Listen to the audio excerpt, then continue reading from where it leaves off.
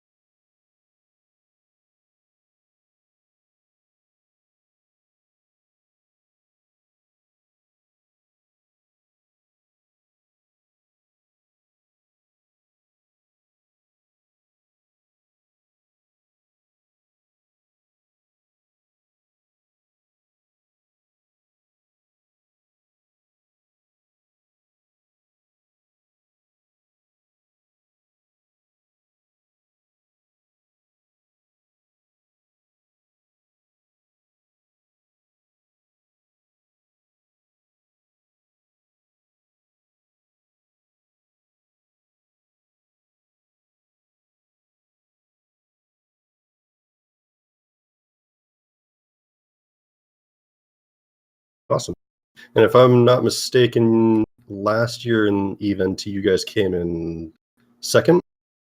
We actually, so we won the cup for the spring, and then we came in fourth in the actual minor league. Yeah. Oh, nice. Cool. And then, Tao, why don't you tell us a little bit about yourself and a little bit about your tournament pedigree there, bud? Sure. Tao Kale, a member of Thermo. We're kind of a small gang corp based out of Thera. Not super active anymore on TQ, but have a pretty small tournament pedigree, starting with actually the last Event minors, where Vordak actually and I joined the MAGA team. Ended up not doing incredibly well, but picked up some pilots for our Anger Games roster and took that to the Past Alliance tournament where we lost to Brave, which was great. Thanks for having us, and Vordak will probably be able to tell you more about our alliance as he is the leader. I don't think, based on Brave's performance in the recent Alliance tournament, I don't think there's really any shame in losing to them, to be honest. Well, tell that to Vordak. I'm sure he'll tell us all about it. All right, and then Tamaxa, can you tell us a little bit about yourself, your tournament pedigree, the group you come from? Hi, I'm Tamaxa Zero. I'm the CEO of a small nullsec roaming corp called Full Broadside. We stage out of a 2-6 null. It's kind of similar to Thera. It's a C2 with an nullsec static. This year was our first year competing in an organized tournament. I fought with some guys from Fight the Blob, and that was our main team. We really practiced hard this year, I think, as a first-year team, and it was really paid off, I think. We played Tau and diametrically opposed in our first match, and we ended up losing, but I think we really did a lot better than we did in practice, and we'll be doing Anger Games coming up here soon, so I'm eager to see where we go as a team. Yeah, you guys, I think you guys did pretty well. But I'm sure we'll talk about those matches in a little bit here. And then what was your team name? Because I seem to remember you had a very interesting team name. DNI Utility High. We're on a campaign to get the Drakey Utility High. Excellent. A noble cause. And then Vordak, can you go ahead and tell us a little bit about yourself, your group, and a little bit about your pedigree? Tao pretty much covered it. I am the leader of thermodynamics on TQ and for the AT as well. And I'm probably most famous for burning out my guns in the first minute of the match versus Brave, which knocked us out. So, ouch. Feels pretty bad. But yeah, and then I was captain of the Dunktown team for Event T, for this latest Event T. That's Dunktown Abbey, right? Yeah, Dunktown Abbey. Cool. Which actually, Dunktown Abbey has a farther pedigree. We were involved in the SCLs way back in the day. Very cool. Meredith, do you want to take us through some Eve news? Yeah, doesn't seem like there's a ton of new releases this week. Figures after CCP is still probably recovering from Vegas, whether that's jet lag or moving all their stuff back to the office. So just some quick reminders. Lifeblood expansion comes out October 24th. If you don't know what's in that expansion, this is, of course, the expansion that brings new PvE content to HiSec. This brings the moon mining changes and the refinery structures. And that is all going down next Tuesday. So you have one more week of living it easy on the HiSec goo, or the the old POSGoo, and then you're gonna have to mine it all yourself after that. This is also the last week of the Valkyrie boosters from the last Valkyrie event.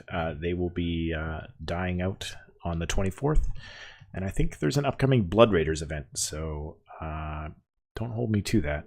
Pretty sure there is. Pretty sure there's boosters in that as well. So, yeah, I heard something about that. And then with the Lifeblood change, we're also getting a change to a bunch of T1 frigates, destroyers, and cruisers that we're really looking forward to as well, right? For sure, that Alpha ship balance pass. This was all pre-announced before the Alpha changes that were announced at Vegas, but. Yeah, still exciting.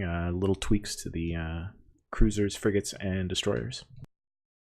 It's going to be exciting to see what happens with all the people ganking with alphas once they can train like Tech 2 guns for their frigates and destroyers. So you'll see Thrashers running around with Tech 2 guns, ganking mission runners and stuff. Yeah, there are definitely a lot of options available now with such a multi-class and then ships up to battleship size. I can imagine alpha bumpers like now. Like there's definitely code guys probably training alphas right now towards McAriels. Absolutely. But as discussed on a couple of other podcasts I've heard this week, I think I agree with them in saying that these alpha changes are more towards players who will be returning to the game and who have been away from the game for a while and want to come back and hang out with their friends, whether it's for a weekend, for the week, or maybe for a brief event for that big ping. This will be a better chance and a better option for those pilots coming back and expecting the full suite of ships that they've trained into and not being limited to their starting race, which when they started in 2000 and something didn't matter to them.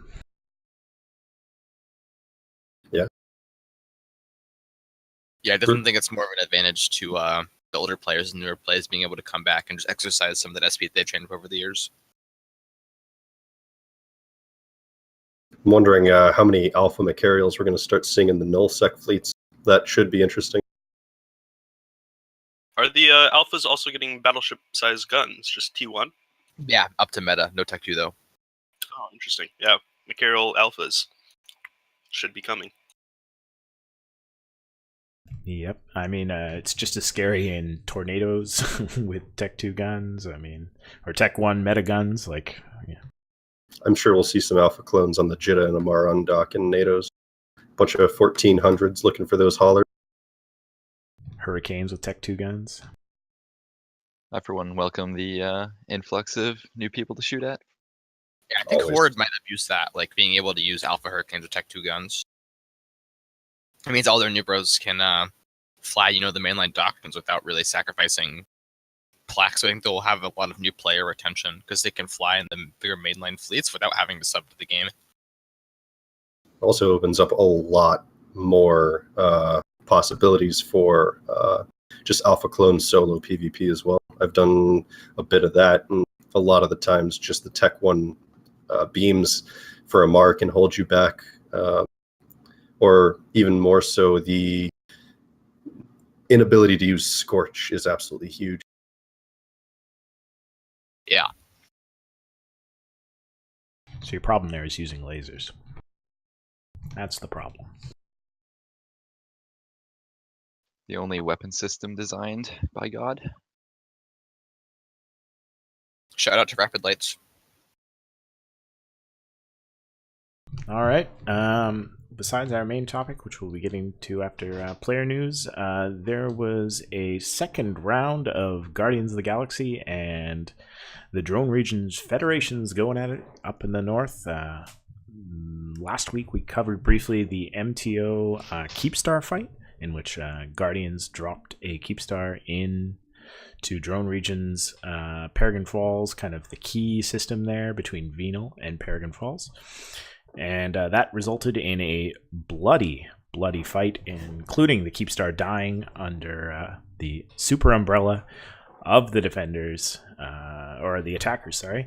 The defending alliances dropped 113 dreads in order to watch that Keepstar die, some guys reshipping 3 or 4 times.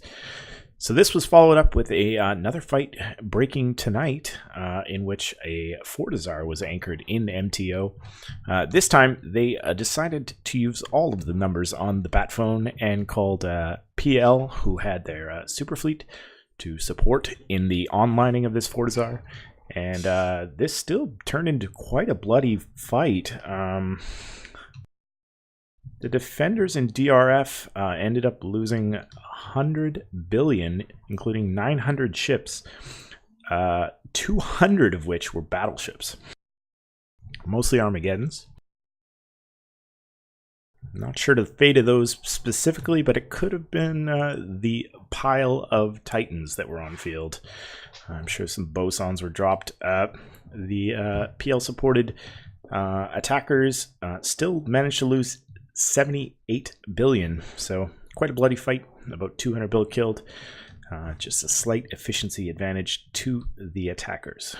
But now they have a staging Fortizar in Peregrine Falls, so this is probably going to be a beginning of a very bloody, very deadly campaign into the north.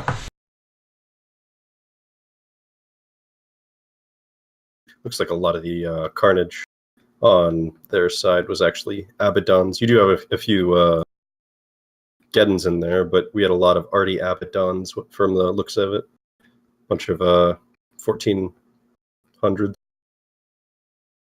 Looks like it's already started too. If you look at Dotland for Peregrine Falls, the entire northeastern pocket is reinforced, and I'm sure it's only going to expand as the days go on. What's interesting about that conflict is it's a lot of small groups, and I think you could see a rise or fall of small groups as this war progresses, whether people rally to this new piece of conflict. They had Talking Stations had 4 guests from the attackers and defenders, and they were talking about the battle and how some of their pilots were definitely galvanized by the fight, despite the constraints of having to logistically stage capital fleets on only 20 hours notice. So 3 mids still managed to get their capital fleets in range for that huge fight, and Platinum Insurance everything, they still went in balls deep. And I mean, this is just a second salvo. Hopefully this is going to turn into quite the war to watch.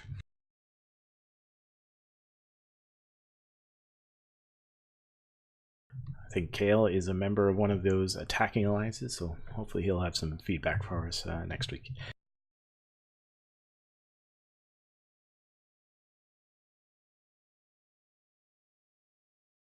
I also wanted to mention I've just been catching up with the couple new EVE podcasts that were on the scene this week. Asheroth's been busy working on a couple projects. One is Cross Faction, which is a podcast about faction warfare. Haven't got a chance to listen to that one, but Asheroth, friend of the show, always produces interesting content. Another one is The Game of Holes. I'm not exactly sure who the producer for that is, but Wormhole people, right? Exuki, he's the CEO of Dark Space Initiative. It's one of the older Wormhole space groups. Thank you. Still not sure wormholes exist, but that's another podcast worth checking out. I think they're on a 2-week release cycle, and they have 3 episodes so far. And then season 2 of Rick Stravik's his interview show. I just listened to episode 1 of season 2, and he interviews the former CEO of Thieves Guild, a high-sec thief group, essentially. And his whole stick was stealing citadels as they unanchor. So he would scout the whole high-sec region, find which citadels were unanchoring, and then just have alts on scene to steal them out from under unsuspecting players' noses. Interesting interview, worth checking out. I'll have to go give that a peek. We've accidentally happened upon Russian unanchored Astrohuses and such in Gemini, as well as scouting a few out in HiSec. It's definitely a gameplay worth looking into and listening to. I'm amused by our Twitch chat, who's somewhere split between fucking HiSec and loving wormholes, and then fucking wormholes, and then loving HiSec. I don't know. They're confused. I think that's a common symptom of Twitch chat. Anyways, thanks for joining, guys. Cyclo, lead us into the topic of the week. All right, so the topic of the week for this week is the EVE NT Cup feeder round that happened over the weekend, as well as other general tournament things that are not the Alliance tournament. The Alliance tournament is very well known. The rules are at least decently known by most people. So we're going to lead into something a little less known, but still very much worth attention. So to start off, I'd like to get everyone talking a little bit about the background of the EVE NT Cup. I know that it's put on by Plus 10 Gaming, right, which used to be the EVE NT guys and still kind of is. I still haven't completely wrapped my head around that situation, but How many years has this cup been going on? This year's the second year, isn't it? Or is it the third? I think it's the second. I think I mean, it They've- depends on how you count, right? I think the first Yeah. time they did it was the spring of this year. So this is really from like calendar year, this is the first year they started doing the cup. But I think Even T started last year. Yeah, Even T has done previously Fight Club, which was like another league format, and then before that, Even T Collides. So they've been around for probably like 3 years now, I think. So how does this tournament format vary from the Alliance tournament? So everybody's pretty familiar with the Alliance tournament. It's a yearly event. Is this like a seasonal tournament? Like it runs every couple of months? Well, there's a couple of major differences. The first is that they have 2 seasons. So they have a spring and then a fall season, or maybe they call it winter season. And the early one happens around like January, February, March, that time. And then they have one after the Alliance tournament, which is usually in the summer. And they have one in the fall/winter around November, December. So that's a major change. You've got like 2 seasons rather than, Alliance tournaments, just one time a year. The other major one is where in the Alliance tournament, theory crafting and coming up with, fits for your ships is a very critical element of the whole process. Even T, they give you all the fits ahead of time. So every ship that's eligible for use already has a predetermined fit. So when you choose to use a specific ship, everyone already knows ahead of time exactly how that ship is going to be fit, how it's going to fly, what people are going to try to do with it, that kind of thing. So it has a very different kind of feel in terms of the theory crafting element. It's much more important to pick the right ships as opposed to picking the right ship and then having to get the right fit like you have to do in the Alliance tournament.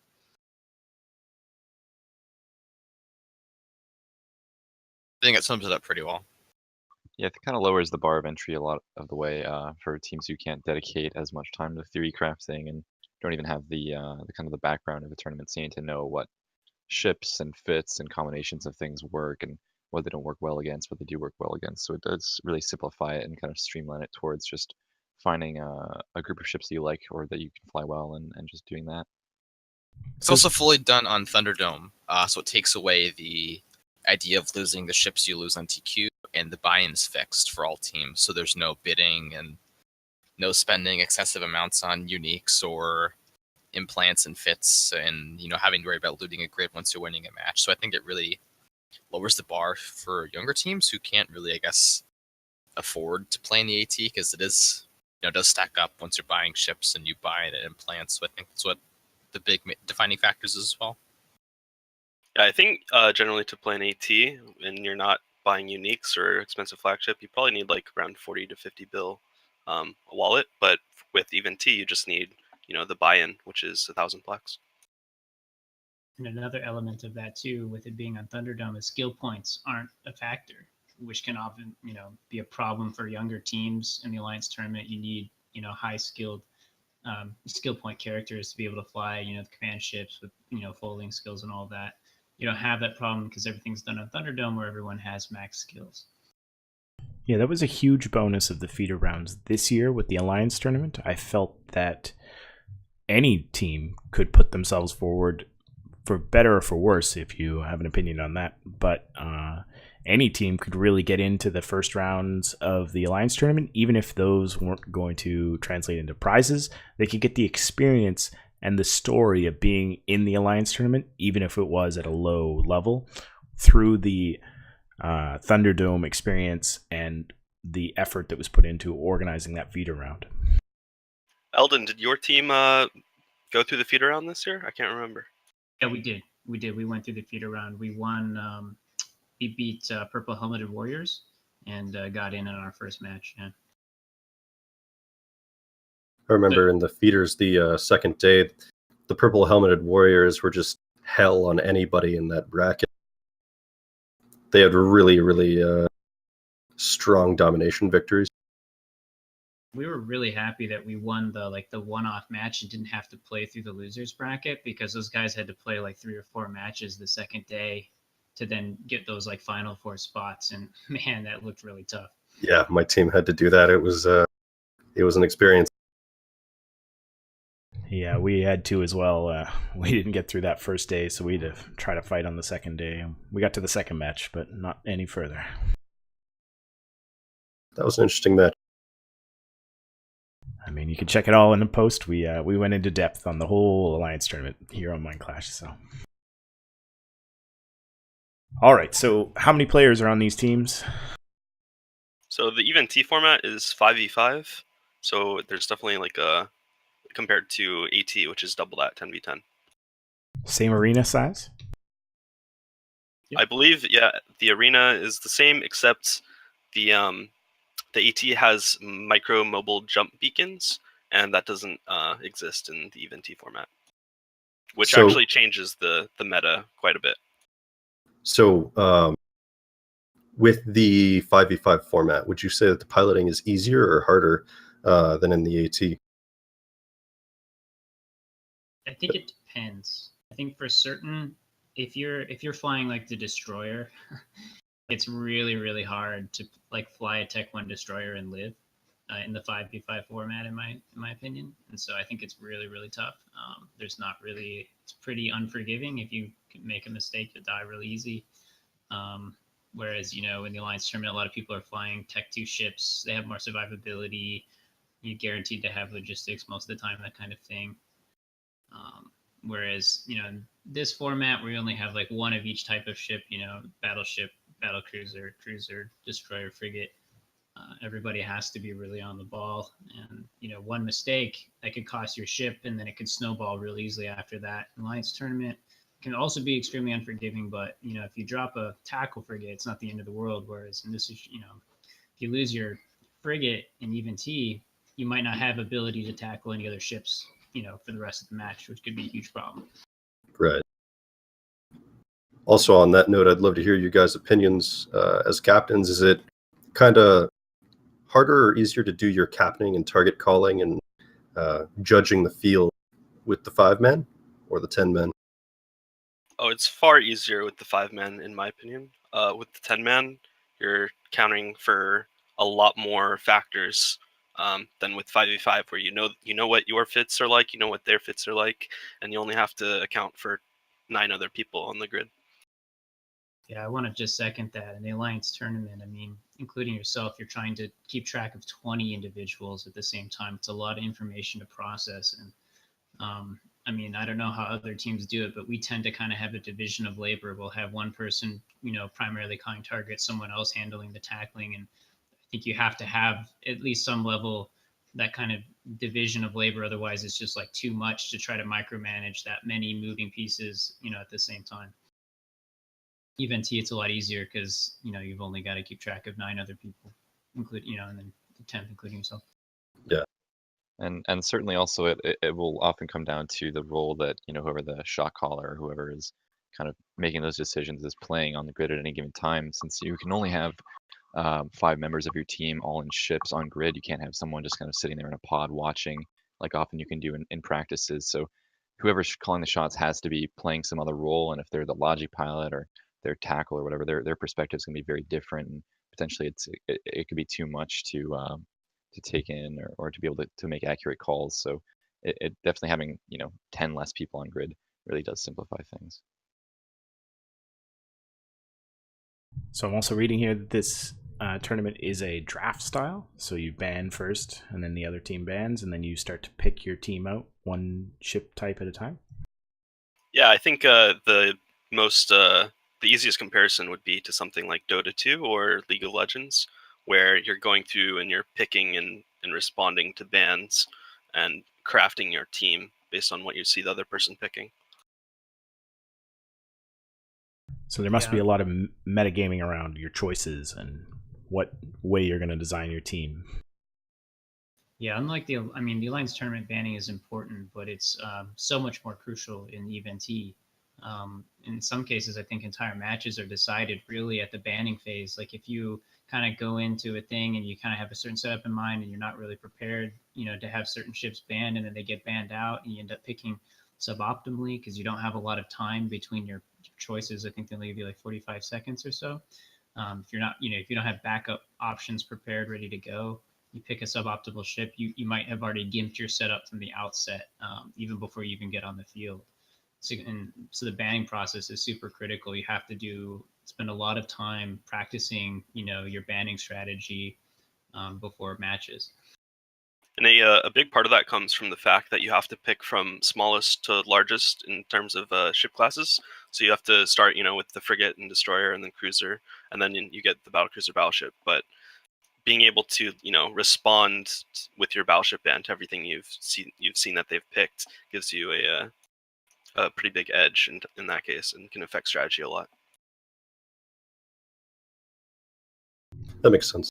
Something that I actually started to notice as the matches progressed over the weekend was that a lot of teams were starting to go towards doing 3 battleship bans without really banning anything else, just the 3 battleships. Can you guys speak to that a little bit? What's behind that thinking?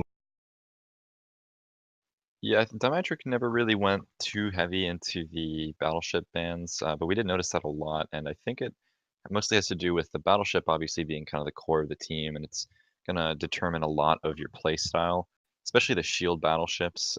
There's, I think most people can really agree that there's only a few, maybe even 3 that are really viable: the Foon, the Roke, and arguably the Tempest. And those are completely different playstyle ships, and they're going to respond differently to different matchups. So banning out even one ship can completely change the options you have as a team for how your playstyle is going to be. And just taking away those options of playstyle, like the kiting or the kiting Foon, and the brawling Roke, or getting out a Hyperion. Those ship bans really change what options are available to both teams. So that's interesting. Much like because of the fixed fits that you can have for the ships and how they fit in with each other, people can end up banning out entire comps based off of the battleship bans, much like you would see a team doing in the AT when they wanted to ban shields. They'd ban the Bassi and the Simi, right? Maybe the Atana. Yeah, exactly. And the main difference between the AT and here is the AT also has that flagship system where you could potentially circumvent a ban just by having your flagship be that ban ship. And obviously, teams are going to know what the flagships are beforehand, so they're not necessarily going to ban a ship expecting to take out a comp that would include the flagship of the enemy team. But there's no flagships in EVE-NT, so if you ban out one ship that's central to that comp or that playstyle, you could potentially just be removing it from the table. And to follow up on that point, another major difference between EVE-NT and the Alliance Tournament is there's no duplicate ships. So if one side picks a particular ship, that ship is like off the board. It's no longer available to the other team. So that actually opens up very interesting strategy elements as well, because you can.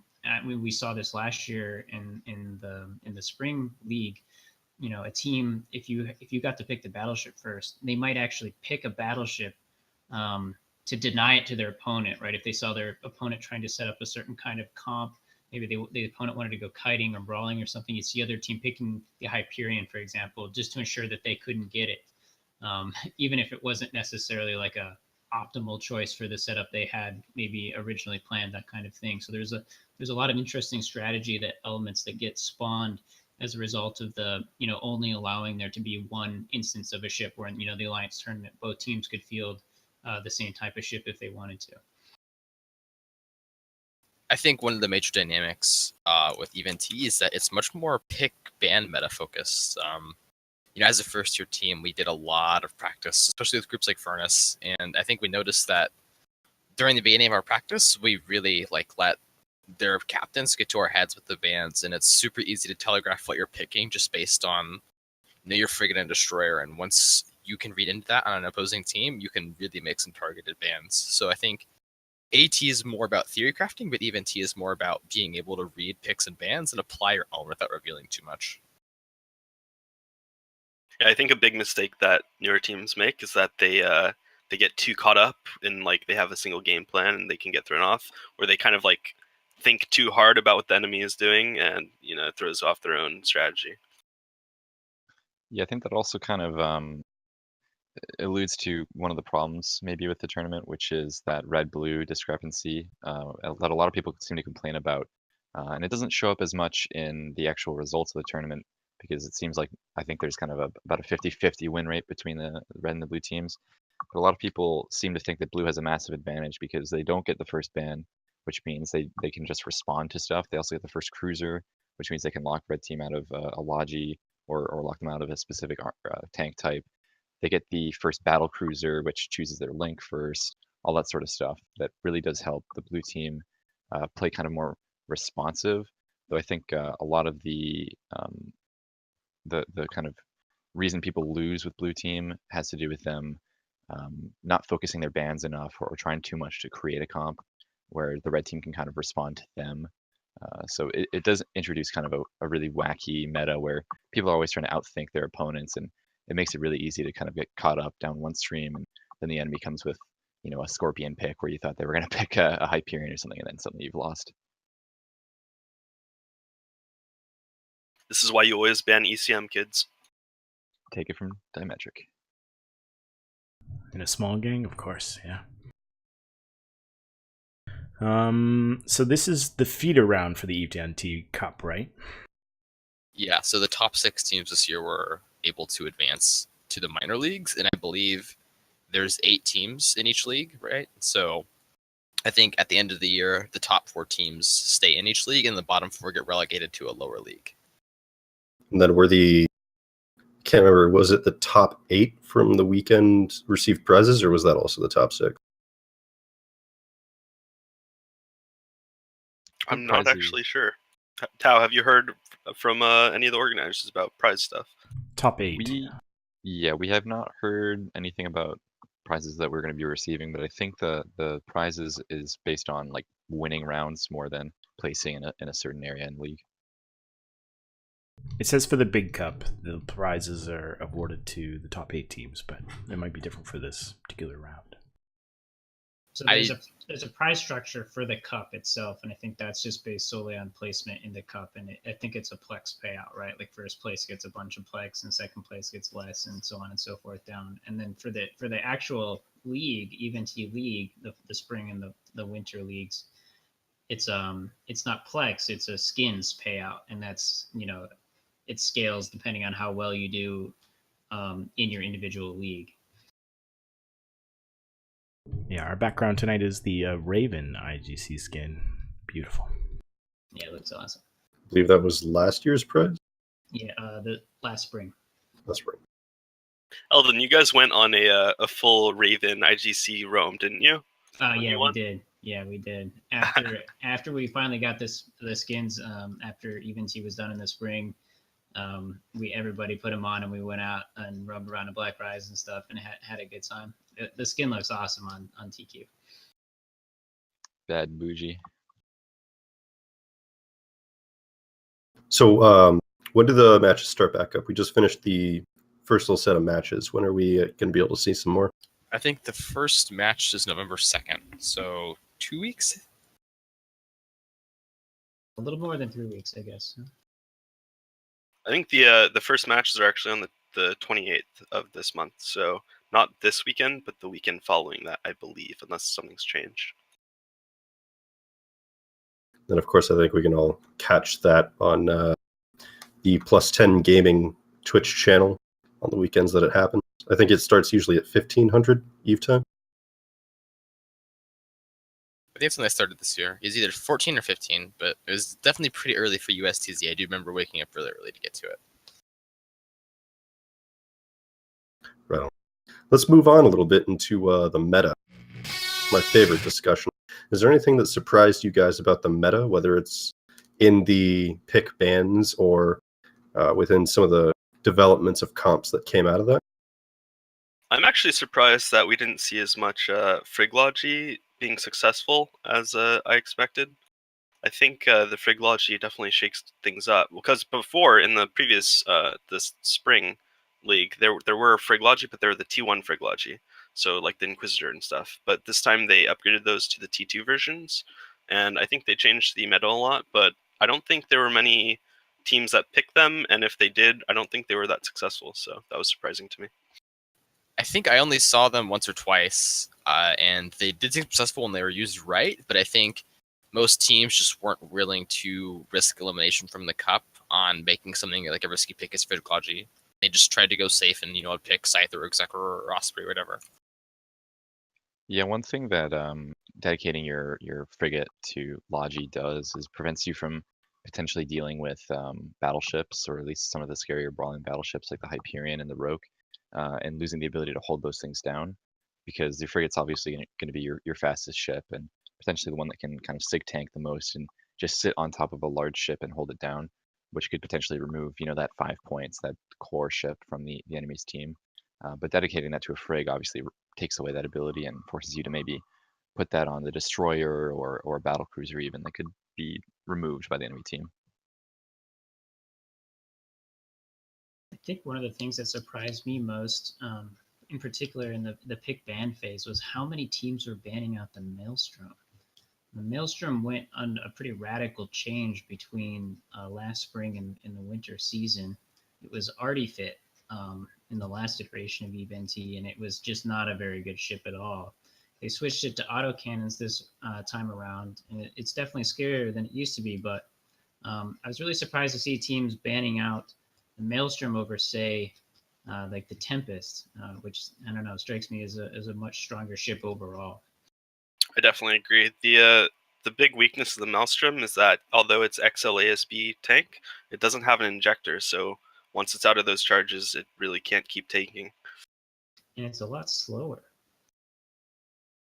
Yeah, the micro jump drive potentially gave it some interesting options, but kind of being relegated to the end of the pick ban phase, you already kind of know what it's going to be going up against, and most of the time at that point there are better options. Also, bear in mind that the male only gets that like 40k EHP off of the booster, so it's got about the same tank as like one of the tanky battle cruisers like a Prophecy, or the lower tanked battleships like the Megathron. So it really can't sit there and brawl stuff. It only gets a grapple, and then it gets good damage, but not really comparable to any of the brawling battleships, and not really either to the shield battleships like the Rogue and the Foon. I think one of the big selling points on the Maelstrom with you was the microjump drive, but I think by the time the fit had already been released, the meta had already kind of settled to the Hyperion because it didn't get changed with the fit releases. So people had already had lots of practice using the Hyperion and microjump drive comps. And I think the Hyperion's a better microjump drive cheese because it's really risky running stuff like that. Because if you warp your Hyperion at 50 trying to microjump drive on like an Abaddon, if they bring their 2-1 frigate at 50 with their Abaddon, they can just screen you and totally shut you down. So I think if you're making a risky pick like that, you want to use the best ship, and I think the Hyperion evolved the best over the Maelstrom, so I think that's why I didn't really see a lot of picks this year. Yeah, I think the joke is that the Hyperion is like the third best or fourth best shield battleship, even though it's actually armor tanked. But it can just fit in with a team that's gone full shield so well because it's so tanky on its own and does so much damage and has so much utility with the micro jump drive and smart bomb and grapple that it can really just work on its own very well. That makes sense. Yeah, also probably why we saw it picked or banned. I think it was like upwards of 80 or 90% of the time. Yeah, it seemed like just about every match you either had a Hyperion ban or you had a pick. It's a very strong ship. And that's why they're actually nerfing it for the actual EVE-NT League in a couple weeks. Titonia released last night some changes to it. They're nerfing its tank and speed a little bit. Yeah, and I think that'll probably bring it in line enough with the other battleship picks where it's not just so as oppressive as it currently is or currently was. Yeah, one of the really strong points of the hype was that if it got onto the enemy team battleship, it was such like a scary thing because you couldn't necessarily even kill it before it killed your battleship. I mean, the combination of upwards of 1,000 DPS and maybe even a 200,000 EHP tank getting out its full AAR just made it so that you really couldn't afford to get it onto your core, or it would just sit there and tear you apart. But reducing the tank stats on it definitely makes it so that just pushing the hype onto the enemy team core is a lot riskier because they could just kill it before its support gets over. They're also making some changes to some of the other ships, like the Raven, which was kind of a joke this tournament with its fit, is getting some battle ballistic control units. so maybe it'll get picked. And then they also changed the Dominix from a shield fit to a pretty tanky armor ship with a lot of utility. It'll be interesting to see, especially with the Hyperion nerfs, if teams will maybe take a lot closer look at the Dominix now as like a kind of, viable option in that super volley role. Because the Dominix gets an MJD now too, right? Yeah, I believe it has MJD, and I think it has a grappler, if I remember correctly. The full armor tank. It has 2 newts, 3 blasters, and a smart bomb even, I think. So yeah, that could end up being quite good, I think. Yeah, there's a lot of utility there. Yeah, one thing I think we're definitely going to see in the next Even Team minors and just the Even T going from here is a lot more battleship bans, just to remove even more of those strong options from the table. Another interesting change too I saw is that the Scorpion was nerfed as well, which I thought was kind of an interesting reaction to how some of the cup matches played out. I think it's getting about a 13% reduction on its ECM effectiveness, so we'll see how that affects people going for those kind of cheeky, last minute Scorpion battleship picks. That actually leads us right into our next little topic here, and that's the Scorpion, and how often we're seeing the Scorpion used with Shield Lodge, even though apparently it's an armor fit. Can we talk a little bit about that? Yeah, I think Templars did that in their final match, didn't they? Yeah, they did. Got the win. I think the reason why people are willing to do it, I mean, I don't think anyone necessarily goes into the strategy thinking like that's what I want to do. But if the other team picks in a certain way that maybe makes their ships vulnerable to ECM, like some of the battle cruisers and battleships do not have SIBOs fit to them, so that they're more liable to be jammed. What makes the Scorpion particularly interesting, at least the pre-nerf version, is that rather than having a rainbow jam like the Blackbird and the Griffin do, it has multi-spectrals. So you can chuck all. I mean, if you really got to get a ship jammed out, you can chuck all your multi-spectrals on that ship, and you're going to have a pretty decent chance of actually making that happen. So you can actually make it work. You can use the jams to sort of tank in a way, even if you have shield lodge, because you can really use them to shut down a good chunk of the other side's ships, especially given that you might only really have 2 major sources of damage coming from maybe their battleship and their battle cruiser. And if you can negate one or both of those with pretty consistent stream of jams, could really, really mess up their strategy.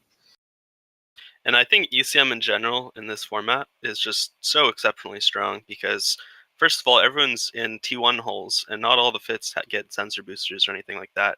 So compared to the AT, your average sensor strength on your team is just a lot lower. So jams are landing more often.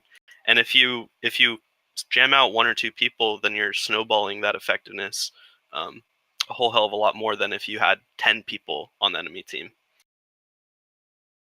You have to consider links too. I mean, although a couple of the battle cruisers do have an info link, if the other team can't see or predict that a Scorpion pick is coming, and you have to select a battle cruiser before the battleship, you could be in really big trouble if you don't have the info link there to give you some resistance.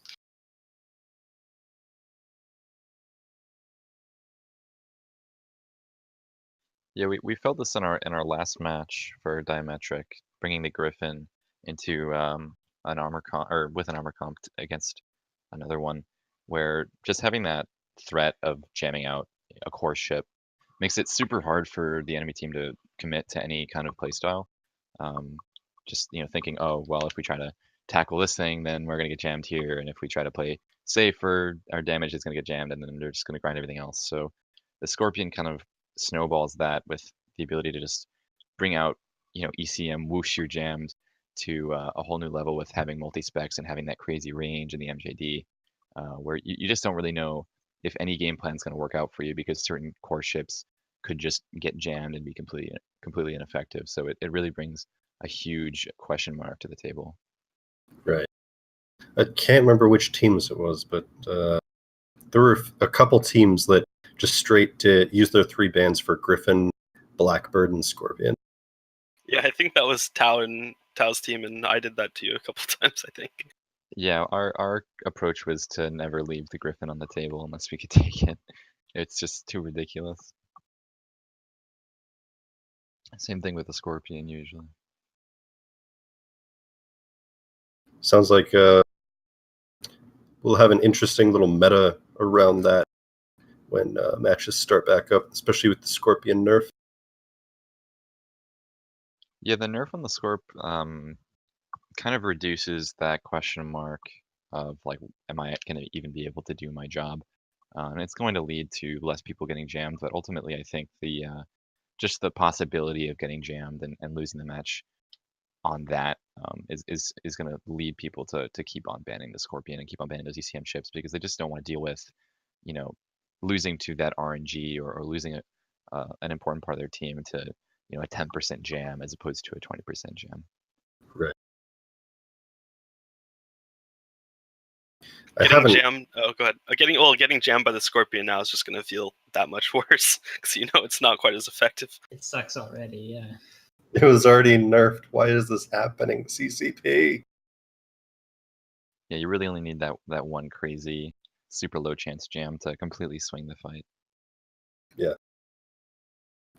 We've definitely seen a lot of that with the past 18 as well. I feel like the dual rook and even triple rook stand-in using the Chameleon, I believe it is, like armor tank, was really strong around then against a lot of comps because you can just fit so much bonus DCM.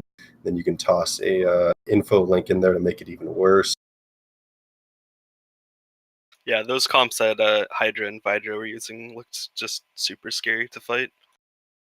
Yeah, and at the end of the day, you know, if you can jam a ship, you don't have to kill it. So it really changes the ability of the enemy team not only to respond to what you're doing, but what you're able to capitalize on. And it's just why make things harder for yourself if you can bring a a mechanic that lets you do that, lets you have that much control. So I haven't actually looked very closely at the list of allowable ships and the fits that they have, but I've got to ask, why didn't we see any Drakes, and can I bring my Drake? I think a Drake was fielded once, at least once, later on the second day. I remember correctly. I think the big problem with the Drake is that it's a buffer fit with heavy assault missiles, and I think the Cyclone just does that job better with the XLASB instead of being buffer, and it's faster. And if you want a kite, then the Ferox is the pick of choice there. Then I believe the Cyclone also has the info link as well. Is that right? Cyclone gets the shield link, actually, I Is it believe. shield? Yeah, it's the shield link and the info link is on the cane. And what link does the Drake get? I can't remember, actually. It's a shield link, I believe. Yeah, okay. Yeah, I think the problem with the Drake was by the time you get to that point where you could pick a Drake, you probably could also pick, you know, another ship that's probably just going to be more useful. The Drake was never like a really uncompetitive option. It just wasn't really better than a Cyclone, wasn't really better than a Ferox, wasn't really better than a Cane, so. I think the most obvious comparison for the Drake is to look at the Prophecy over on the armor side of things. And the Prophecy is just way tankier, and it can project its damage with drones a lot better than the Drake can. So if you're trying to use that battlecruiser slot to hold down, you know, the enemy battleship or battlecruiser, you're gonna die. there's no tanking really with the Drake. Yeah, I could see the Cyclone being absolutely terrifying with that. Yeah, especially considering the Cyclone is relatively fast. I think at like 1500 ms, heated probably up to like 18 or even further. If you really want to try to rush your opponent down and you want to go shield, the Cyclone's definitely the way to go.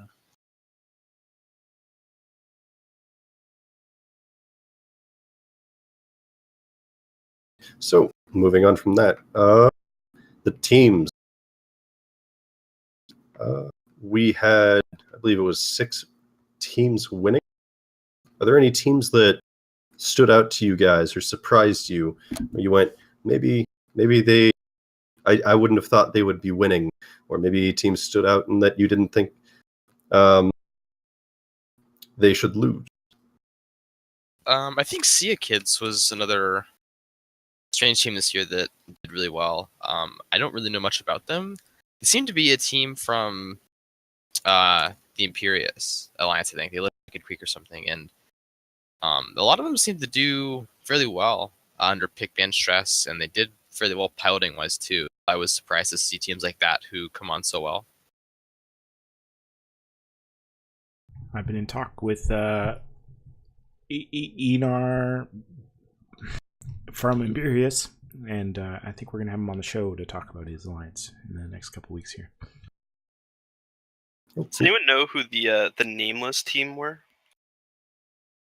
I think I saw one of their matches, but they had a couple of Russian-sounding names. I think it may have been a Russian team. They did get to the finals, and I had no idea who they were, so that's impressive, I suppose. No, it can't be Russian. It's not an XX nameless XX. There was a guy talking in the Plus 10 Discord and the captain's channel, correcting the announcers about their team not having any members of Hydra on it. So that just kind of gave me the idea that maybe it was a Russian team and they were just trying to show that they didn't have people from Hydra on their team. But I don't know, they did really well. So I was surprised to see teams like that who don't really have any publicity get so far without someone uncovering who they are. I was really surprised that the Laserhawks team, they were called Paradox in this tournament, went out so quickly. Yeah, I know a couple of the pilots on that team, and they're pretty good pilots. Like Six Vin. I was really surprised to see them take the L there. They usually have pretty good showings in the tournament setting. I think in a tournament like this where it's 5v5 and you're just so sort of open to just one person's small mistake losing you an entire game, I think you see a lot more teams like that. Yeah, certainly branching off of that, I certainly was surprised that that my team went as far as we did, seeing as how we threw a match within the first 20 seconds on the second day. And then the next match almost thrown by an identical mistake with another boundary violation. But yeah, I think as far as teams that I was surprised didn't even go as far, Vortex team had, I think, maybe a better roster than mine. Our teams were kind of split from the AT and AG3 rosters and were run separately from those groups. But at the end of the day, you know, a small mistake can cost you a match, and especially if you can't come back from that in the first day where there was single elimination, that can really throw you out of the tournament very quickly. Yep, that felt pretty bad. So how many boundary violations during Alliance tournament or Eventi Cups do you need before you get into habit? I think that was the joke. Tao's team is just all lapping to habit next year for AT, so they're just getting ready. They're prepping their application. Yeah, that was a little PTSD inducing, but we were able to come back. Luckily, our Logi pilot Blood Ruin did not go through with his ritual suicide that I think he alluded to in the middle of that match, and was able to successfully keep our dudes alive in the second match, especially I think in the second match, after he boundary violated in the Scythe, you just put him in an exec, right, with the AB, so he couldn't get quite as far to the boundary. Yeah, feasibly, it would have been impossible for him to boundary with an AB, but I'm sure he could have found a way to do it if we had actually had to kite. As far as the teams go, I want to give a shout out to the Templars dudes. I expected them to do super well, but I was super excited to see my fellow Alliance mates win the cup. I thought they flew really, really well and had some excellent piloting, especially in that very last match.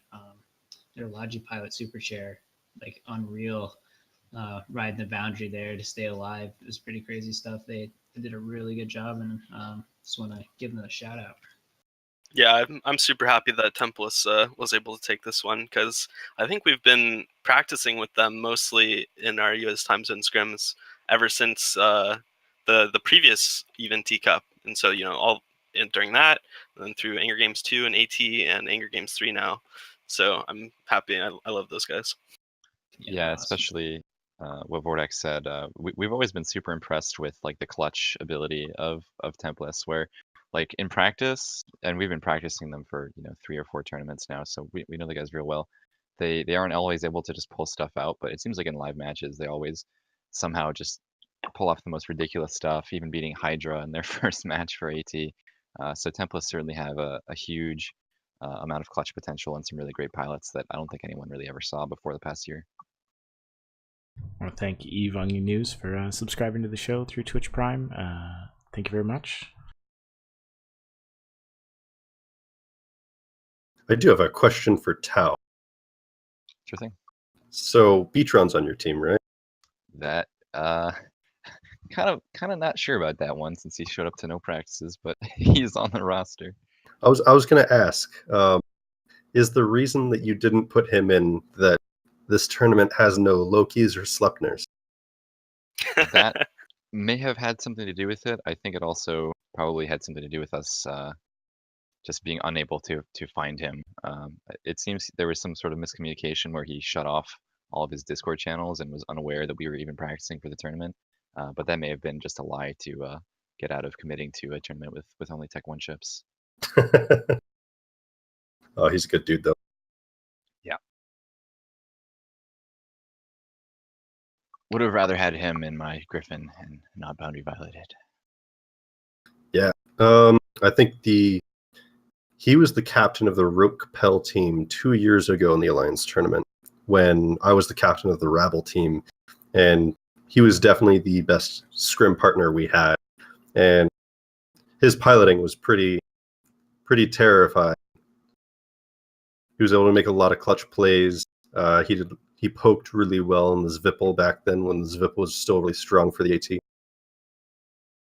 Yeah, shout out to Beatron, really consistent, good small gang and cutting pilot. Wasn't able to have him in this tournament, but he did a great job in the AT. Yeah. So moving on to our next little subtopic here. What was your guys' favorite match and why?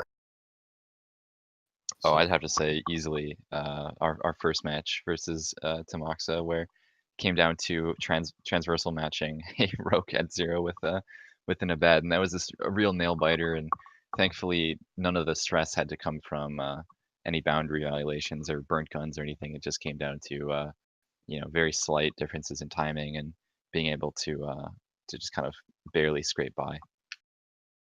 I think my favorite match to watch by far was Tao, your match, Diametrics match against Only Points, I think it was, the last one. I was thinking you were going to say the second to last one where we boundary violated in 20 seconds.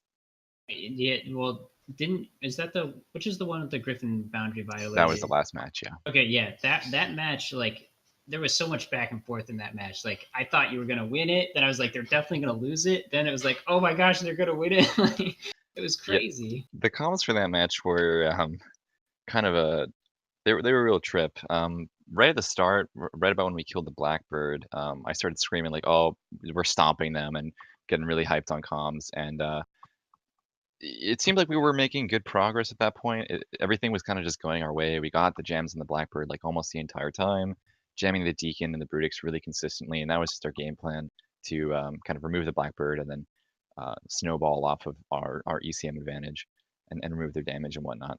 And then all of a sudden our Griffin pilot just gets vaporized and things were going the opposite direction, where we were basically not able to break the Mega through the Deacon reps, and things just were not going well at all. And it was really stressful up until that moment where I think we switched targets like 3 or 4 times from the Brutix to the Mega and back and forth and whatnot. We were putting our ships all over the grid, and eventually I called for the Brutix Prime and had my Prophecy pilot Velsharoon get off the Mega to try and save our Augur, who then died. And at that point I was like, well, we're donezo, so we might as well try and kill the Mega. But at that point the Deacon had pulled all the way off the Mega to rep the Brutix, and we were able to break him before the Deacon got back on. So it was really just a target calling game and being able to barely break that Mega in the last 10-20 seconds of the match.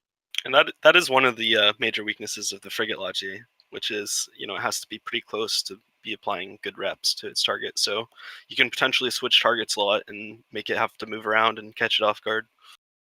So one question I had about that match, because the camera angles and they do a really good job of filming it, but you don't always get to see everything. How did you guys get the Megathron tackled? Because your Algos died super early into the match, so it was like mind blowing to me that he was ever grappled in the first place. Did he just mess up really bad and you guys capitalized, or like how did you pull that off? Actually, I think our Algos didn't die. He did actually burn his prop and got into like somehow like 20% hull or That something. that was the match before that you're thinking of. The final match, the Algos like instantly died. He dies like in the Oh, first yeah, no, 30 you're right, seconds, you're right. and then you guys Right. don't have any tackle, but somehow later on in the match you get the Megathron like tackled. He gets out, I think, because he realizes he messed up, and then you tackle him again somehow. It was like I didn't know how Uh, this was happening. It was Velshrun flying that prophecy, right? I think It was? Velshrun's just a beast. Yeah, Velsh is kind of a god in his own right. The crazy Scotsman flies an imp solo on TQ and just goes around and he just makes stuff happen somehow. I can't remember exactly how or when he got tackle on it, but I think at that point we had jammed out the Brutix and the Deacon, and so the Mega had either been pushed to the edge and wasn't going to be able to Okay. like get out of the way of the prophecy, or I think more likely he was just trying to do max damage to the prophecy who was holding down their Brutix, Sure, and sure.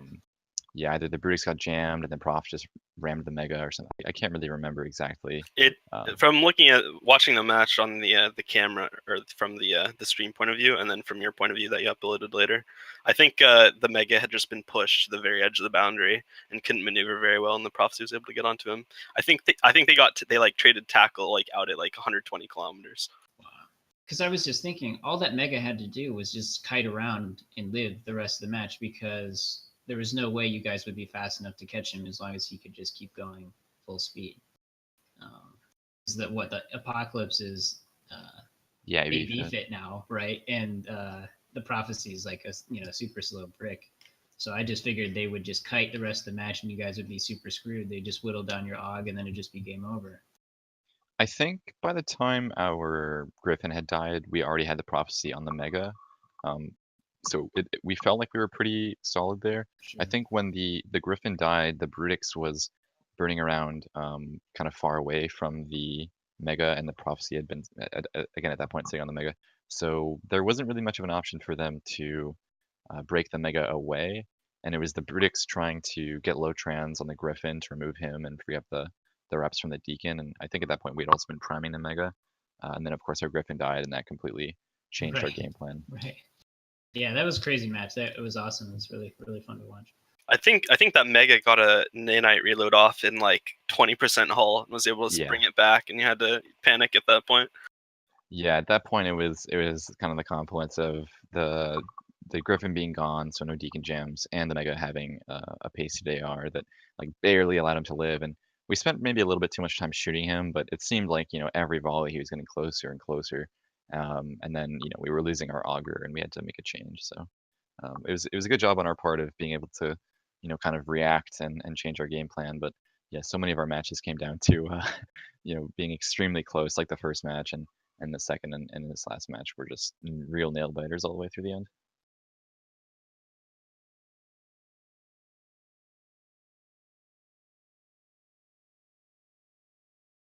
Beautiful.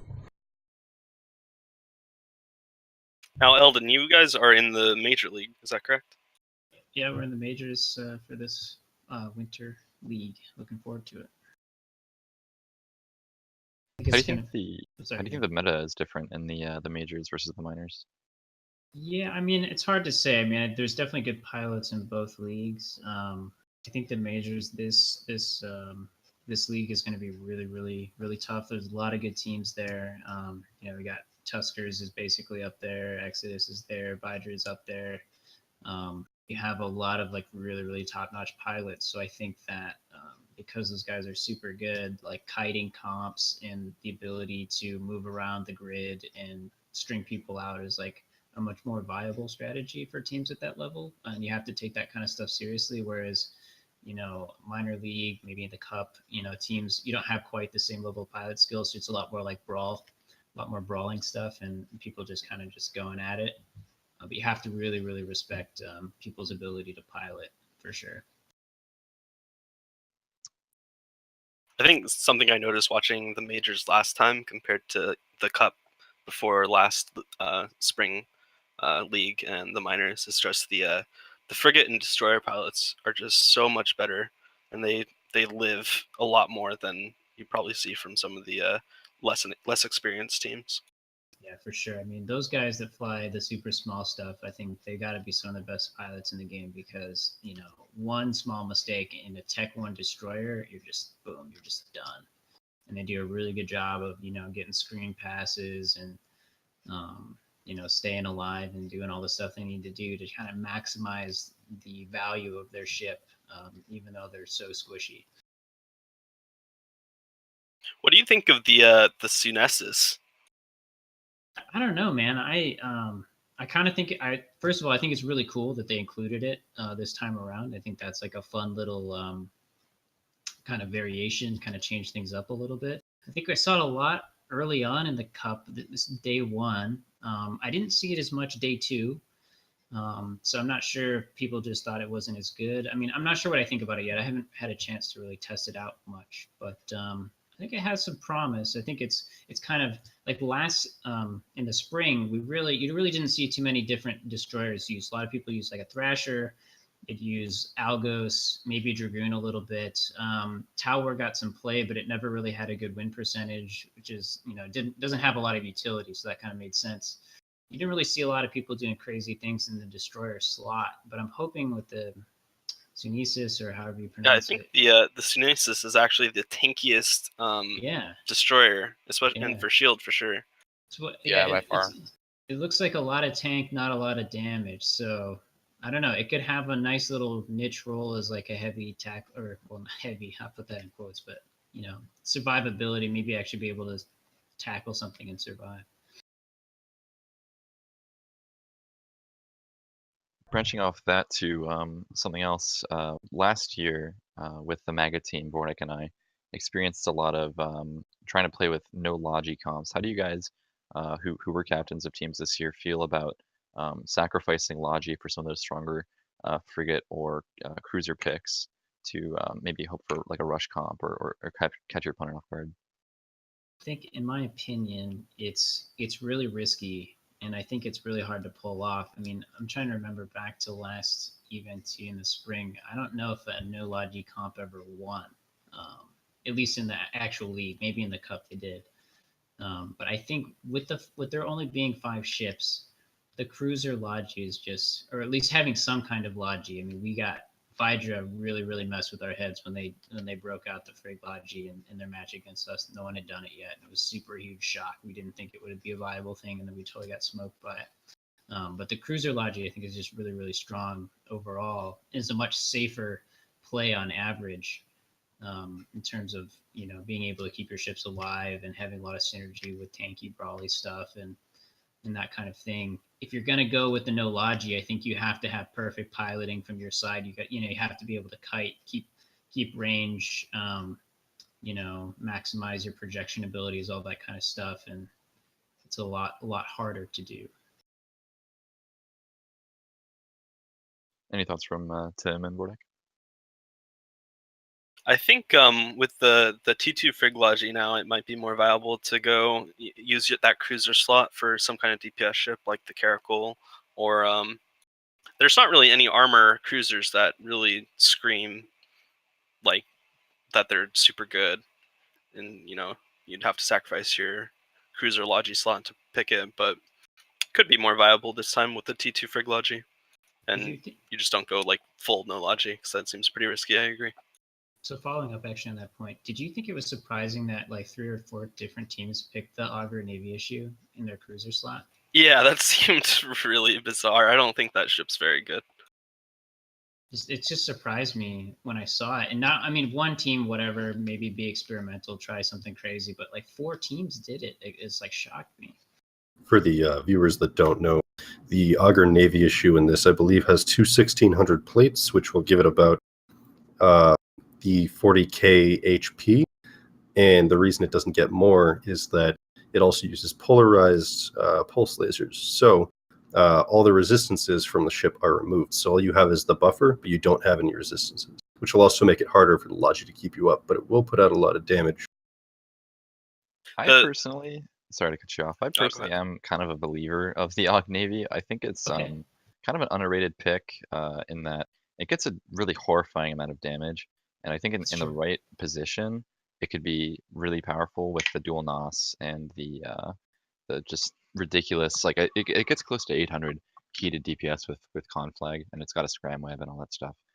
So I think versus something like maybe an Armageddon or one of those lower DPS battleships, the Og Navy could be a really strong choice. But most of the meta this year and in previous years has revolved around battleships that are able to either screen themselves or do a lot of projected damage. And in all those matches with the Og Navy, it really died or was made ineffective before it got on top of a battleship or a battlecruiser. But I think in the right position, it could be a really strong pick. I would think that if you paired the Og Navy with a armor frigate Logi and a Scorpion, it might do pretty well if that Scorpion can mitigate the top end damage from the enemy team enough. But I can't remember if we actually saw any of that from this past weekend or not. Yeah, I think in some ways it could kind of rival the position of Prophecy or Merm in that it can sit on top of something and hold its scram web. The big problem with it is obviously that that lack of resist. So even if you have Logi, it really isn't going to stay up for long. But being able to rival the DPS of any battleship really with heated conflag makes it a huge problem for teams that are trying to rely on tanking with cruiser Logi, because if you brought like an Og Navy, some relatively low or even mid DPS BC, and any battleship, you're essentially doubling or at least adding another third to your projected damage, and you could potentially just be breaking through cruiser reps at that point. Yeah, I guess I think what's tricky too is because the cruiser slot comes in the middle of the bands. Like if you see that Og Navy come up, you still have your battle cruiser and your battleship pick to kind of maneuver around it. That kind of hurts it because you can't really surprise someone at the end with it, Exactly. Yeah, and in our I think it was our first match of the second day, where I think we had an Abaddon and a Prophecy versus some team with like an Apocalypse and an Og Navy, and we ended up just kind of priming the Og Navy from the get-go. It was actually very similar to one of the practices we had run, and you basically just force it to burn away from your battleship. And at that point, A, it's doing nothing, and B, it's forcing your Logi to pay attention to it, and it really can't do anything because even if you want to bring it back in after the battleship has switched targets, it could easily be swapped back to you, and it doesn't really have the speed to capitalize on any breaks in attention. So I feel like it could be a really strong kind of YOLO or just out of the ball pick, but it never really works in the meta that we have right now. All right, we had a question from one of our other producers, Orion. He was asking, do you feel that the EVE-NT Cup could make it up to the same level as the AT with the number of viewers and participants and hype? I think it definitely could. And I forget who it was earlier mentioned that the sort of barrier to entry is significantly lower in a lot of ways than the Alliance tournament in terms of, team members required. You don't need all the ISK, you don't need all the skill points because it's all done on Thunderdome, the test server. And so, or I guess Thunderdome is set up to do esports kind of stuff, but so it's a lot lower barrier to entry than Alliance tournament. And I think if CCP, continues to support and get behind and help publicize EVE-NT, it's a great way for a lot of newer players or people who aren't really, kind of super plugged into the kind of tournament scene to get involved and be able to have a lot of fun without having to, shell out billions and billions of ISK and crazy amounts of time that the Alliance tournament can require if you want to be really successful. And so, yeah, I could totally see it becoming like a, Alliance tournament level sort of event, and being a nice kind of stopgap in between the yearly, Alliance tournament cycle and give folks, something else to watch in the spring and in the winter. I think it would help a lot too if they brought back betting. Kind of stinks that they got rid of it, but that's just my 2 cents. I think really the major advantage that the Alliance tournament has is that it just has 15 years of history behind it.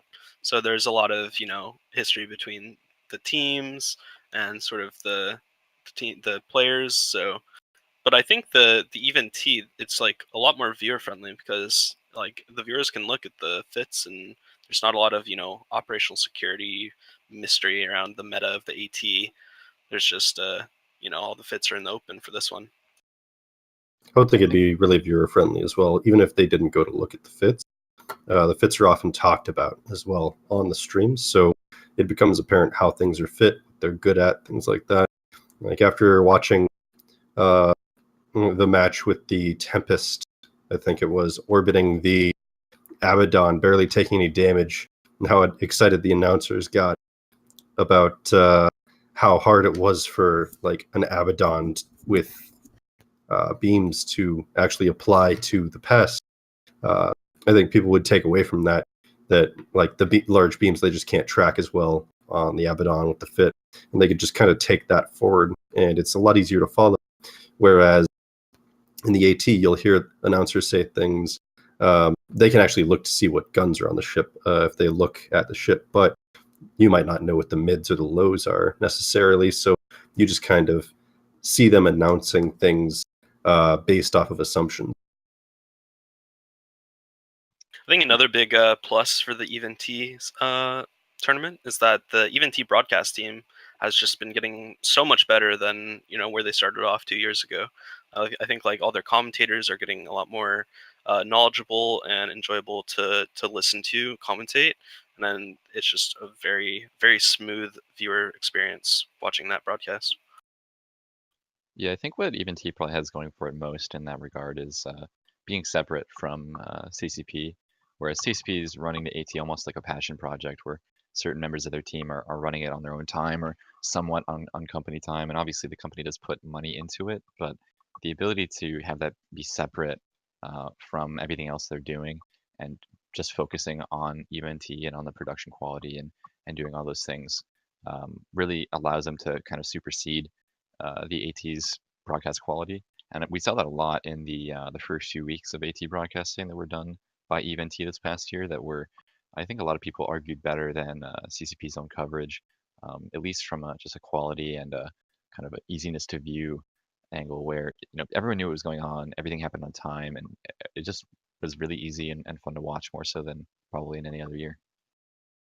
Yeah, I have to agree with you that the Even T stream quality during the AT was outstanding. I hadn't followed a lot of the other Even T content that they've been producing, but I think I'm definitely going to now after talking with you guys tonight. So, Yeah, go ahead. I was just gonna give them a shout out because they all those guys and gals over there do an excellent job, and they definitely deserve all the credit. Yeah, so I'm going to recommend that you guys, everyone who's listening to the show, take the chance to go check them out. They're on twitch.tv and +10 Gaming. No spaces, no underscores, just +10 Gaming. And you can check out the Major Minor League opening session on the 28th and 29th of October. The before mid-season break is the 4th and 5th of November. And then the return after the mid-season break is the 2nd and 3rd of December, with the finals being the 9th and 10th of December. It's all 2017, and you can check it all out on twitch.tv +10 Gaming.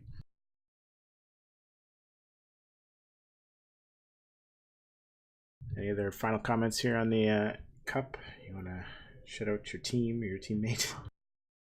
Shout out to Blood Ruin and Strata for giving me high blood pressure for the rest of my life. Those are our bounty piloters. Give a quick shout out to all the Nasty Boys and also Dudes in Templars.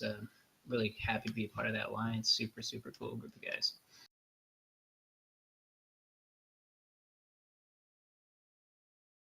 Well, we'll finish up the shout outs there. Just want to do the typical reminder of meetups, Eve Meets. You can go out and meet other Eve Nerds in person. You can meet me and all the other Vancouver Eve Nerds tomorrow at Boston Pizza. 7 o'clock, regular time. You can meet Eve Nerds in Dublin this weekend. Eve Dublin, big event. There's some CCP devs going to that one. It's the October 20th and 21st. There's also monthly meetups for Toronto and Charlotte, North Carolina, both this weekend. The following weekend, there's a meetup in Melbourne, Australia, and Houston's monthly meet. That's on the weekend of the 28th. Same weekend as the Eve NT, but maybe go watch it with your Eve Nerds there. Eve Amsterdam is November 4th weekend. That's in Amsterdam. And then Eve NT London is November 18th in London if you're in the greater London area. Go meet some Eve Nerds in real life. Talk about spaceships. Shout out to our newest subscriber and to our newest friend of the show with a website, Eve Onion. If you want to hear the most fake of fake news, the most prop of propaganda, and the most spin of spin, check out eveonion.com. They have great parodies and fun stuff on there. You can check out a couple of fun things about groups, including one about Niden I've seen up there. I was checking that out. Short little things, good laughs. We talked about it last week, but we'll leave it open for a couple more weeks. We are inviting on producers within the Mindclash podcast community. If you are passionate about the show and you would like to get involved in the podcast, it doesn't have to be on air. It could be behind the scenes. We're looking for researchers. We're looking for guest wranglers. We're looking for content suppliers. We're looking for co-hosts to step in while Kale is definitely away in Afghanistan for the next couple months. He hasn't deployed yet, but he's going to. As well as when just one of us can't make it. Because, I mean, weekly shows, real life. Yeah, so hit me up in Discord or on Twitter or anywhere else you can find me. And we'll talk about what you could bring to the show, what you're interested in doing, and how you can help out. And yeah, otherwise, thank you all for coming. Let's get some final shoutouts here from our guests before we close the door. I will start at the bottom. Voldrak. I'd just like to thank you and Cyclo for having us on. It was fun to talk about some of the tournament stuff. No, thank you for coming on. Timoxa. Quick shout out to you guys again, echoing Vordak for having us on the show and allowing us to have a kind of discussion. Shout out to the event organizers for putting on such a good tournament, and shout out to Chad Warden. Beautiful. Tao.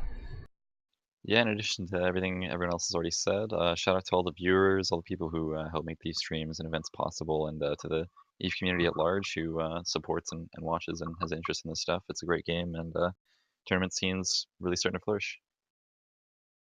Eldon. Yeah, just want to give a big shout out to all my dudes in my corp, Nasty Boys. Awesome group of guys to play with. Super awesome group of guys to do tournament stuff with here in the Eve. Also, shout out to all the Templars guys. Super fun to fly with on TQ and to practice against and do all that kind of stuff. And special shout out to Ushi and Solidus for distributing the Nasty Boys fidget spinners at Eve Vegas. They did God's work getting our name out there. So pretty pumped on that.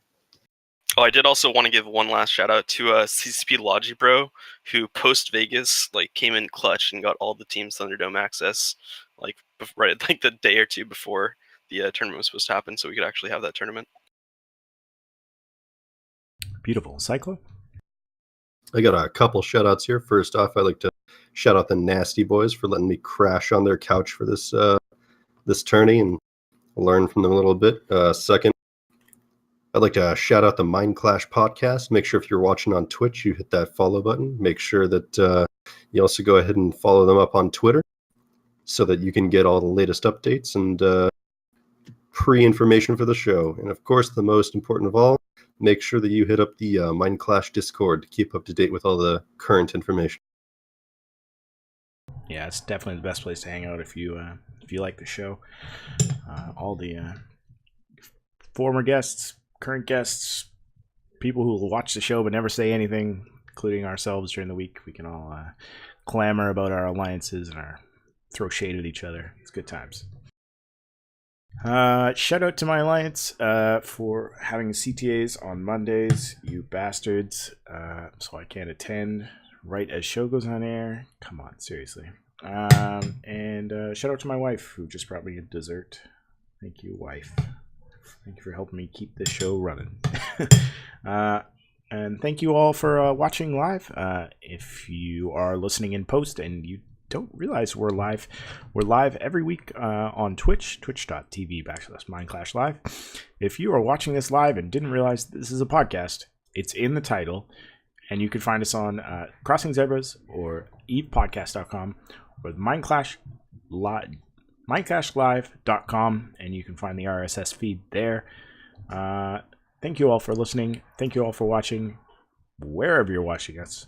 And we'll catch you next week with the next episode of Mind Clash Podcast.